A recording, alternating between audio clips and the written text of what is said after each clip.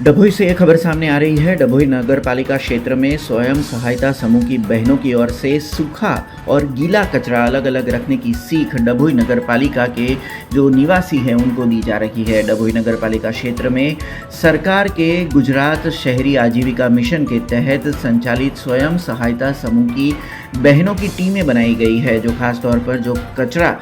इकट्ठा करने वाली गाड़ी है वो प्रत्येक गाड़ी के साथ दो दो बहनों की नियुक्ति की गई है, जो खास तौर पर जो स्थानिक निवासी हैं उन्हें अपने घर में किस तरह से सूखा और गीला कचरा अलग अलग रखना है उसके बारे में जानकारी वहां पर दे रही है, जिसके जरिए डभोई नगर पालिका क्षेत्र को स्वच्छ बनाने की मुहिम चलाई जा रही है और स्वच्छता के तहत डभोई नगर पालिका को अव्वल नंबर पर लाने का प्रयास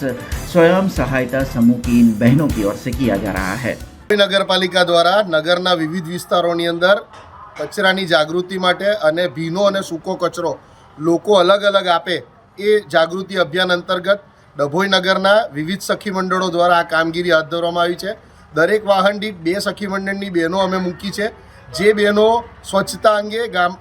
નગરમાં જાગૃતિ લાવે છે, સાથે સાથે ભીનો અને સૂકો કચરો અલગ આપવા માટે લોકોને પ્રોત્સાહિત કરે છે।